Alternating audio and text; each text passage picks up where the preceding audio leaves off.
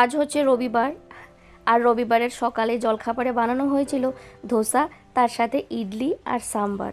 তো চলো তোমাদেরকে এক ঝলক দেখিয়ে দিই যে ধোসা আর সাম্বার কি করে বানালাম। কেমন আছো সবাই? সবাইকে জানাই গুড মর্নিং। মুগ্ধতা অ্যান্ড মি চ্যানেলের নতুন আরও একটি ব্লগে তোমাদের সবাইকে স্বাগত জানাই। আশা রাখছি যে যেখান থেকে আজকে আমার এই ভিডিওটি দেখছো তোমরা সবাই খুব ভালো আছো, সুস্থ আছো, এবং আমরাও খুব ভালো আছি। আর আগেই বললাম আজকে হচ্ছে রবিবার, আর ঘড়িতে বাজে এখন সকাল ওই 9টা মতো। তবে চলো সকাল 9টা থেকে তোমাদের সবাইকে সঙ্গে নিয়ে আজকে আমি আমার এই ব্লগটা এখান থেকে শুরু করলাম। আশা রাখছি তোমাদের একটু হলেও ভালো লাগবে। আর এই তো বর্মশাই চলে এসেছেন, সবার প্রথমে সাম্বার বানাবেন। তো তার জন্য টুকিটাকি ঘরে যা সমস্ত সবজি ছিল একটু একটু করে কেটে, আর ওই যে ফোড়নে যা দিতে হয় শুকনো লঙ্কা, কারি পাতা, পেঁয়াজ, কালো সর্ষে, ওগুলো ফোড়নে দিয়ে একটু ভাজা ভাজা করে তারপর সবজিটাকেও দিয়ে দিয়েছিল। সবজিটা একটু ভাজা ভাজা হয়ে যাওয়ার পর নুন হলুদ তো দিতেই হবে, তারপর একটু ওই সাম্বার মশলা দিয়ে তারপর তোমার আন্দাজ অনুযায়ী জল দিয়ে তারপর নাড়িয়ে চাড়িয়ে বাস ওটাকে ঢাকা দিয়ে তারপর 3 থেকে 4টে সিটি দিলে হয়ে যাবে সাম্বার। তো সাম্বারে কিন্তু দু থেকে 3 ধরনের কিন্তু ডালও কিন্তু দেওয়া যায়।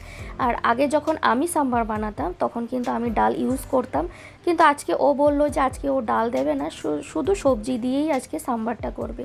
তো বললাম চলো ঠিক আছে, তোমার ইচ্ছে। আর এই তো দেখো ওখানে কুকারটা বসানো তোমরা দেখতেই পাচ্ছ।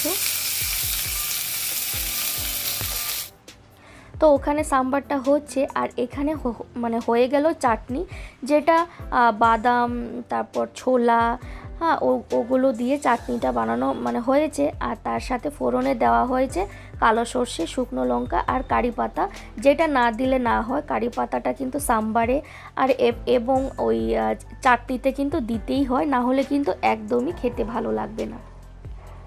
আর এই যে চাটনিটা না, এটাতে কিন্তু যদি নারকোল পড়তো তাহলে কিন্তু আরও বেশি ভালো হতো, কিন্তু আজকে সে নারকোলটা ছিল না হাতের কাছে, তো যা ছিল সেটা দিয়েই কিন্তু বানানো হয়েছে। আর এই তো ধোসা একদম হয়েও গেছে, হয়ে আসছে। আর ধোসার ব্যাটার তো এখানে রেডিমেড কিনতে পাওয়া যায়, তো সেখান থেকেই কিন্তু আনা হয়েছিল। আর এই তো দেখো গরম গরম ধোসা, একদম মুচমুচে করকরে ধোসা, তার সাথে সাম্বার এবং চাটনি।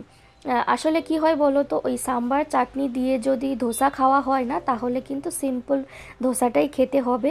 এই মশলা ধোসা কিন্তু সাম্বারের সাথে একদমই খাওয়া যাবে না, না হলে কিন্তু একটার বেশি দুটো আর খেতেই পারবে না, একদম পেট পুরো ভরে আসবে।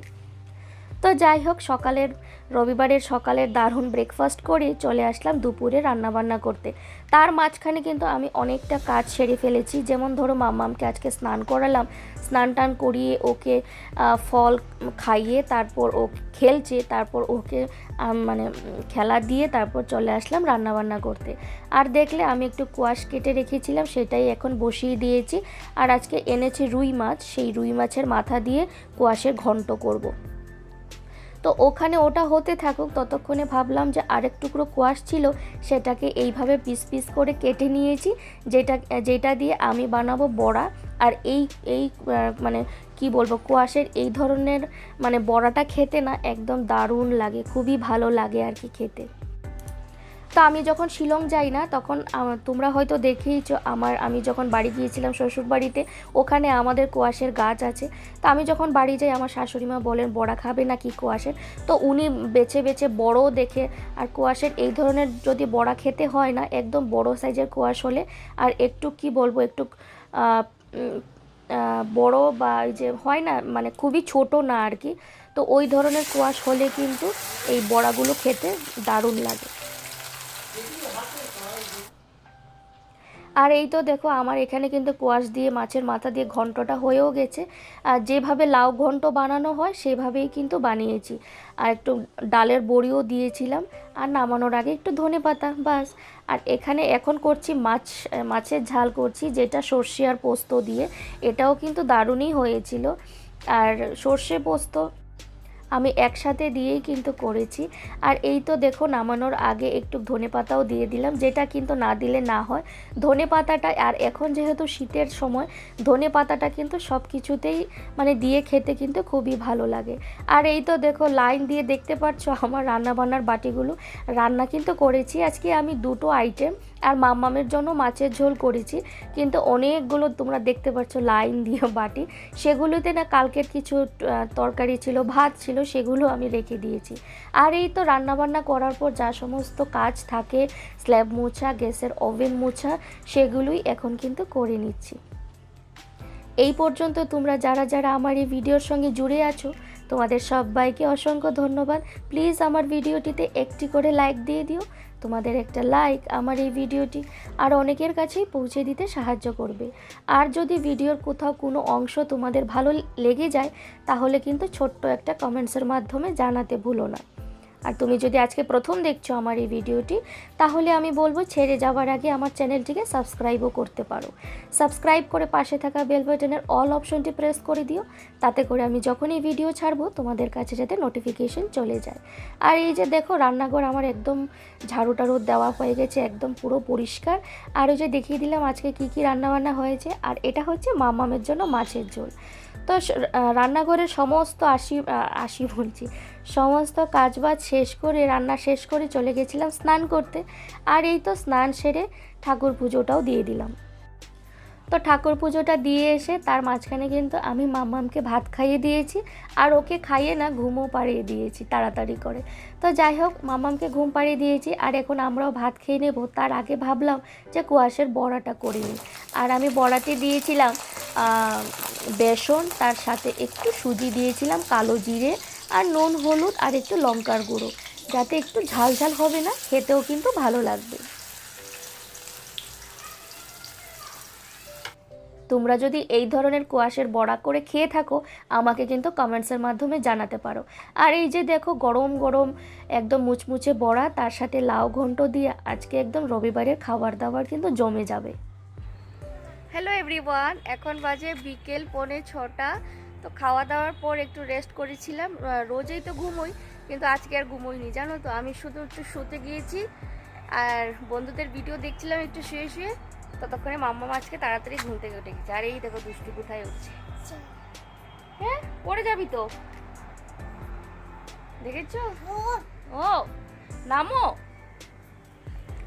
দেখছো? তো যাই হোক, ও ঘুম থেকে উঠে গেছে মানে আমি তো আর ঘুমোতে পারবো না। আমাকে শুধু ঠেলছে আর বলছে উঠো উঠো। তো যাই হোক, উঠে এখন আর কি করব। তো 5:45 বাজে, এখনও হালকা হালকা রোদ আছে, সন্ধে তো এখনও হয়নি, একটু সময় লাগে। 6:10-15 নাগাদ সন্ধে হয়। তো ভাবলাম যে চল ছাদ থেকে ঘুরিয়ে নিয়ে আসি তোকে। তো তার জন্য ওকে নিয়ে চলে আসলাম ছাদে। তো ছাদে এসে এখানে চেয়ার টেয়ার আছে, একটু বসবো। মামাম ধরে না, ডোন্ট টাচ, নো। চেয়ার টেয়ার পাতা আছে এখানে, একটু বসবো। তারপর সন্ধে হবে অবস্থায়, তারপর চলে যাব নিচে। তাই চলো। আর এই যে দেখো কি বলবো, ঘড়িতে বাজে এখন 6টা বাজবে করছে। আর এই দেখো সূর্যি মামা এখন ডুববে আর কি। খুব সুন্দর লাগছে এই দৃশ্যটা দেখতে। আর ছাদে না বেশ এখন দেখি বেশ একটু ঝলমলে রোদ থাকে এই সময়টায়, আর কিন্তু বেশ ভালো লাগে। আসো, ধরে না মা, আসো। ছে ও নো, কাম কাম, আসো। Come, sit on the chair. Good. বসো এখানে। আমি কালকে ভিডিওতে বলেছিলাম যে বাড়িতে সরস্বতী পুজো করে তারপর মাম্মামকে হাতে খড়ি দেওয়াবো। তো তখন আমাকে ঝর্ণার ওই দিদিভাই বলেছিল যে তুমি এখনও মাম্মামকে হাতে খড়ি দেওয়াওনি, কিন্তু মাম্মাম তো এখন স্কুলে যাচ্ছে, তো আমরা তো হাতে খড়ি দিয়ে তারপর স্কুলে পাঠাই। তো হ্যাঁ দিদিভাই, তুমি একদমই ঠিক কথা বলেছো, এটা সবারই একটাই নিয়ম, একই নিয়ম। আমাদের সাথেও কিন্তু এটাই হয়েছিল। কিন্তু এখানে কি হয়েছে বলো তো, মাম্মামকে মানে আগে ভাবিনি যে ওকে এখনই স্কুলে ভর্তি করিয়ে দেবো আর কি। তো আমরা ভেবেছিলাম যে সরস্বতী পুজো করে ফেব্রুয়ারিতে হবে, মার্চ থেকে ও স্কুলে যাবে। কিন্তু মানে কি বলবো, ওকে স্কুলে অ্যাডমিশন করাতেও আমরা যাইনি, ও শুধু খবর নিতেই গিয়েছিলাম স্কুলে।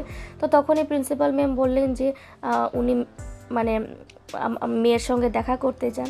তো ওনার সঙ্গে মামামের সঙ্গে দেখা করে উনি বললেন যে উনি ওকে আর কি অ্যাডমিশন নেবেন। আর অ্যাডমিশন যখন নেওয়া হয়েছে তো স্কুলে তো যেতেই হবে। যদিও ও তো গিয়ে এখন আর পড়াশুনো করছে না বা লেখছেও না, শুধু গিয়ে বসে থাকে, 2-3 ঘন্টা টাইম পাস করা হয় আর কি, আর গিয়ে ওই বন্ধুদের সাথে খেলাধুলা, ওটুকুই।